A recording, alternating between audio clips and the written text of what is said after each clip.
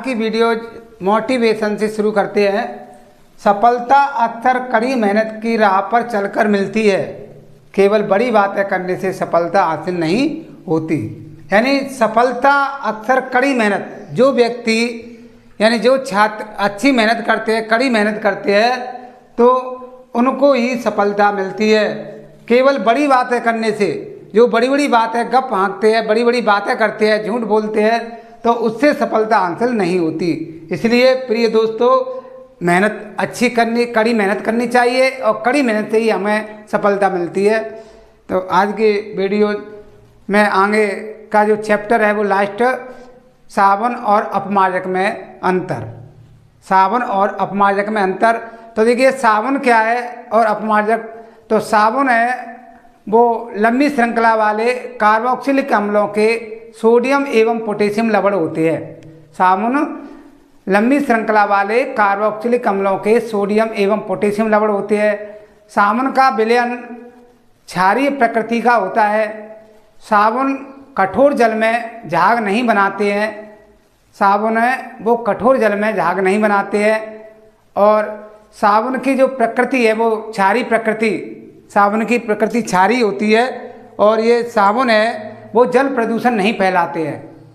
साबुन है वो जल प्रदूषण नहीं फैलाते हैं। जबकि जो अपमार्जक होते हैं वो लंबी श्रृंखला वाले कार्बोक्सिलिक अम्लों के अमोनियम एवं सल्फोनेट लवण होते हैं और ये जल प्रदूषण फैलाते हैं। इनका जो प्रकृति होती है अपमार्जक की, वो उदासीन प्रकृति का होता है और ये दोनों प्रकार के जो मृदु जल और कठोर जल में भी प्रभावी बने रहते हैं, कार्य करते हैं। तो ये इस प्रकार से साबुन और अपमार्जक में ये चार अंतर होते हैं।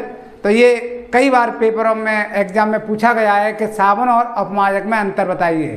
तो आपको ये चार डिफरेंस है वो लिखने पड़ेंगे। इसके बाद साबुन के अणु की संरचना। तो साबुन के अणु के दो सिरे होते हैं, जलरागी सिरा जो जल में घुलनशील होता है, विलेय होता है, और दूसरा सिरा होता है जल विरागी जो हाइड्रोकार्बन श्रृंखला में घुलनशील होता है। तो इसका जो सूत्र वो चित्र है साबुन के अणु की संरचना का, वो इस तरीका से ये पूंछ वाली श्रृंखला होती है सिराएं। तो ये तो होता है जल रागी सिरा, इसको तो कहते हैं जल रागी सिरा। साबुन के अणु के दो सिरे होते हैं और ये होता है जल विरागी सिरा, जल विरागी जो हाइड्रोकार्बन में विलय होता है, जल विरागी सिरा। तो ये साबुन के अणु की संरचना है। तो ये भी पूछ लेते हैं कि साबुन के अणु की संरचना बनाइए, अणु की संरचना। अगला तीसरा इसमें बनता है कि साबुन में मिसेल की संरचना बनाइए। साबुन में मिसेल की संरचना, तो इसे मिसेल की संरचना बनाते हैं। इस तरीका से ये मिसेल की संरचना होती है। इस तरीका से ये साबुन में मिसेल। तो ये साबुन के अणु की जो संरचना है वो इस प्रकार होती है। ये जलरागी सिरा होता है जो जल में विलय होता है, यानी जल में घुलनशील होता है। दूसरा जो सिरा होता है वो जल विरागी होता है जो हाइड्रोकार्बन श्रृंखला में ही विलय होता है। तो साबुन के अणु की संरचना ये। और साबुन में मिसेल की संरचना पूछे, मिसेल की संरचना बनाइए। तो मिसेल की संरचना इस प्रकार से होती है। इसमें ये सोडियम धनायन होते हैं। ये वाला सिरा जल रागी होता है और ये अंदर की ओर होता है वो जल विरागी सिरा होता है। इसमें तेल की बूंद होती है। तो तेल की बूंद से चिकनाई से कपड़े पर जो मिट्टी है, धूल है, मिट्टी है, वो जम जाती है और वो मैल हो जाता है। तो इसलिए साबुन इसको मैल को घुलने में मदद करता है। तो इसे मिसेल कहते हैं, इसी को हम मिसेल कहते हैं। तो ये साबुन और तेल की बूंद है तो वो धूल की, मिट्टी के कणों को चिपका देती है कपड़े पर, उससे कपड़े गंदे हो जाते हैं। इसलिए हमें साबुन की आवश्यकता होती है कपड़ों को साफ करने के लिए। तो अब है साबुन और अपमार्जक में अंतर। तो एवं अपमार्जक में अंतर। तो साबुन और अपमार्जक में क्या अंतर है? तो देखिए पहला इसका अंतर है साबुन। नंबर 1 है साबुन में, तो एक साइड में हम साबुन और दूसरी साइड में अपमार्जक। साबुन एवं अपमार्जक में अंतर। तो इधर साबुन लिख लेते हैं और इधर लिखते हैं अपमार्जक।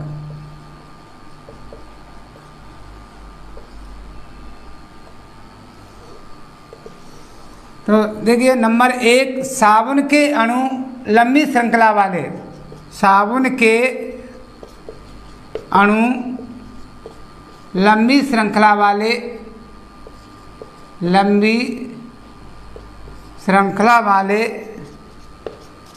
कार्बोक्सिलिक अम्लों के, कार्बोक्सिलिक अम्लों के सोडियम एवं पोटेशियम लवण होते हैं, सोडियम एवं पोटेशियम लवण होते हैं। तो ये पहला इसमें साबुन के बारे में हो गया कि साबुन के अणु लंबी श्रृंखला वाले कार्बोक्सिलिक अम्लों के सोडियम एवं पोटेशियम लवण होते हैं, जबकि अपमार्जक लंबी श्रृंखला वाले, लंबी श्रृंखला वाले कार्बोक्सिलिक अम्लों के, कार्बोक्सिलिक अम्लों के अमोनियम एवं सल्फोनेट, अम्लों के अमोनियम एवं सल्फोनेट लवण होते हैं। तो ये पहला अंतर हो गया साबुन और अपमार्जक में। साबुन और अपमार्जक में पहला अंतर है कि साबुन के अणु हैं वो लंबी श्रृंखला वाले कार्बोक्सिलिक अम्लों के सोडियम और पोटेशियम लवण होते हैं, जबकि जो अपमार्जक है वो लंबी श्रृंखला वाले कार्बोक्सिलिक अम्लों के अमोनियम एवं सल्फोनेट लवण होते हैं। दूसरा अंतर, साबुन कठोर जल में झाग नहीं बनाते हैं, साबुन कठोर जल में झाग उत्पन्न नहीं करते, या झाग नहीं बनाते, झाग उत्पन्न नहीं करते हैं। साबुन है वो कठोर जल में झाग उत्पन्न नहीं करते हैं, जबकि अपमार्जक कठोर एवं मृदु, मृदु एवं कठोर, जबकि अपमार्जक मृदु एवं कठोर दोनों प्रकार के जल में झाग उत्पन्न करते हैं,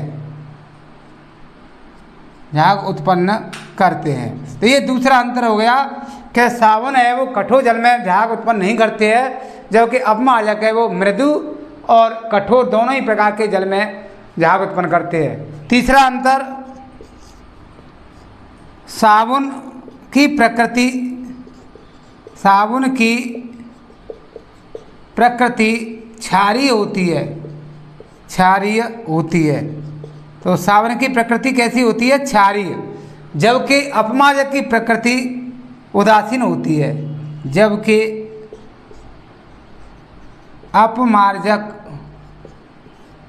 की प्रकृति उदासीन होती है। तो ये तीसरा अंतर हो गया, साबुन क्षारीय प्रकृति के होते हैं और अपमार्जक है वो उदासीन प्रकृति होते हैं। चौथा अंतर, साबुन जल प्रदूषण नहीं फैलाते, साबुन जल प्रदूषण नहीं फैलाते हैं, साबुन है वो जल प्रदूषण नहीं फैलाते हैं, जबकि अपमार्जक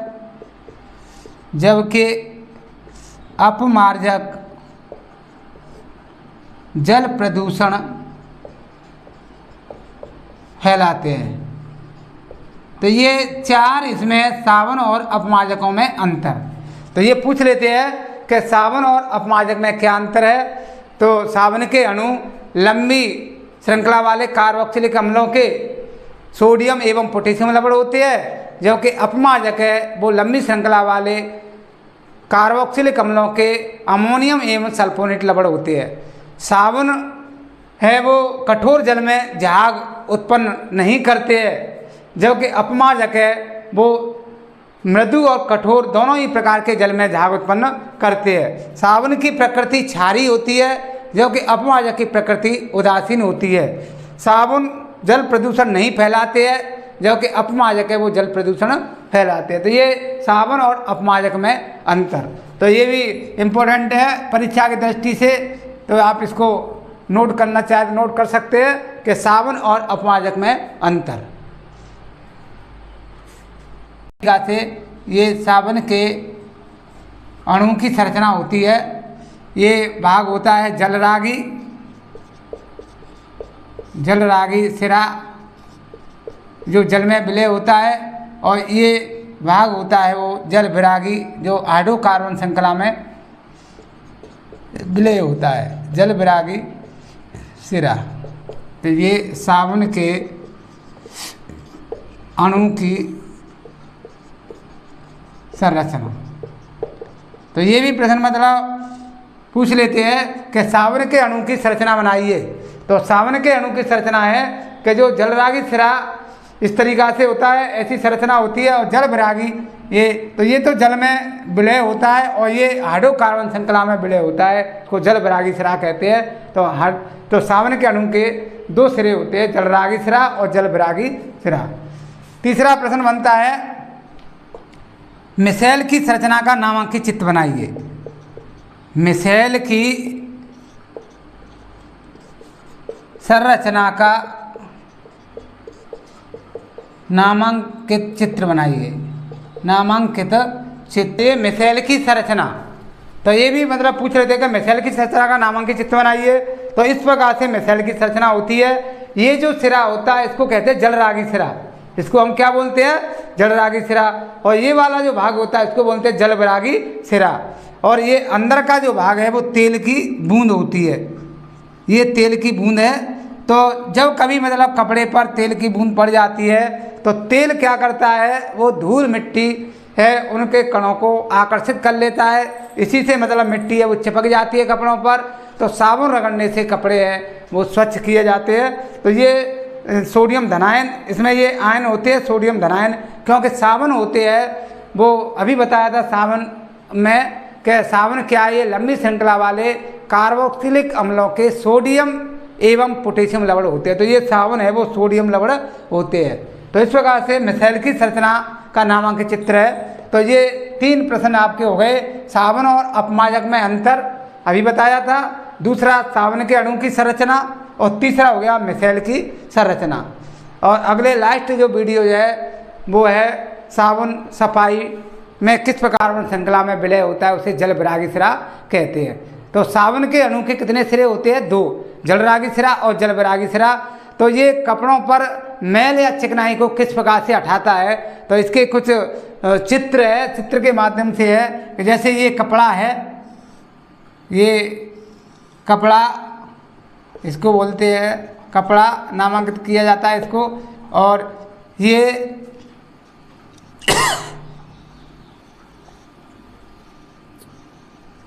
यह मैल या चिकनाई, ये है मैल या चिकनाई, इसको बोलते हैं मैल या चिकनाई। तो ये पोजीशन पहली पोजीशन में, दूसरी पोजीशन इसके बाद इस तरीक़ा से बनती है, इसी प्रकार से ये कपड़ा। और ये जो मैल की संरचना है इस तरीक़ा से मैल की संरचना हो जाती है। और इसमें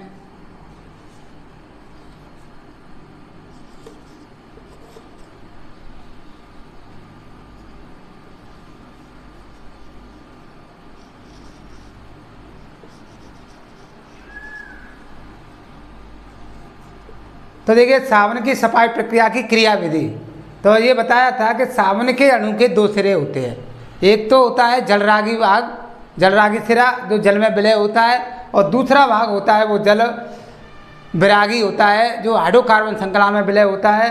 तो ये साबुन के अणु वो इस प्रकार की एक संरचना बनाते हैं जिसको हम मिसेल के नाम से जानते हैं। तो मिसेल के रूप में ये चिकनाई, जो भी कपड़ों पर चिकनाई होती है वो मैल के रूप में चिकनाई है वो धूल और मिट्टी के कणों को एकत्रित कर लेती है, तो साबुन की सहायता से इसको चिकनाई को कपड़े से हटाया जाता है, सफाई की जाती है।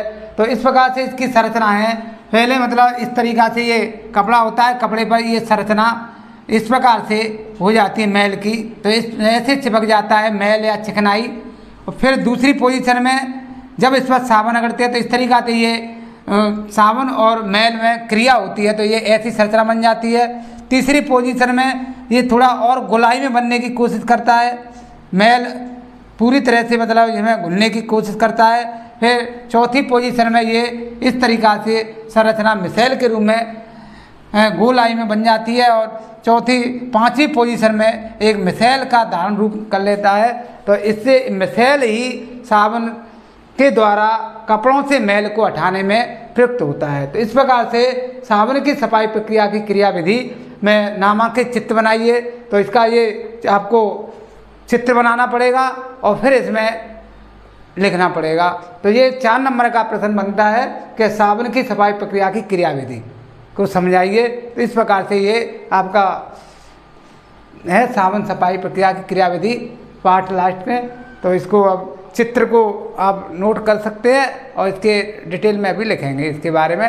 ये लास्ट हेडिंग है साबुन की सफाई प्रक्रिया की क्रियाविधि। देखिए साबुन की सफाई प्रक्रिया की क्रियाविधि के बारे में अभी बताया था और चित्र अभी बताया था मैंने। तो चित्र तो आपने नोट कर लिया होगा, उसके थ्योरी अगर आपको लिखना है तो आप लिख सकते हैं। ये मैंने बताया था कि साबुन के अणु में 2 सिरे होते हैं। साबुन के अणु में कितने सिरे होते हैं? 2 सिरे होते हैं। एक तो होता है जलरागी सिरा और दूसरा होता है जल विरागी सिरा। तो साबुन के अणु में 2 सिरे पाए जाते हैं। जल में जो घुलनशील होता है विलय सिरे को जलरागी सिरा कहते हैं और हाइड्रोकार्बन विलय सिरे को जल विरागी सिरा कहते हैं। साबुन के अणु जल की सतह पर स्वयं को इस प्रकार व्यवस्थित कर लेते हैं कि आयनिक सिरा तो जल के अंदर होता है और इसका जो हाइड्रोकार्बन सिरा है वो जल के बाहर होता है। तो ऐसा अणुओं का बड़ा गुच्छा बनने के कारण होता है। ऐसा अणुओं का गुच्छा बनने के कारण होता है। जलरागी पूंछ गुच्छे के आंतरिक भाग में होती है और आयनिक सिरा है वो जल के सतह के ऊपर होता है। तो इस संरचना को मिसेल कहते हैं और मिसेल के रूप में साबुन है वो सफाई करने में सक्षम होता है। तो इस प्रकार से ये साबुन की सफाई प्रक्रिया की क्रियाविधि चित्र के माध्यम से आपको एग्जाम में पूछ सकते हैं। तो ये आपको नोट करनी है, इसको नोट कर सकते हैं साबुन की सफाई प्रक्रिया की क्रियाविधि। तो देखिए ये आज का टॉपिक है वो आपका कार्बन और उसके महत्वपूर्ण यौगिक वो समाप्त हो गया। आपको ये वीडियो अच्छा लगा होगा तो प्रिय दोस्तों इस करने के लिए ऐसे स्टडी सेंटर को सब्सक्राइब करें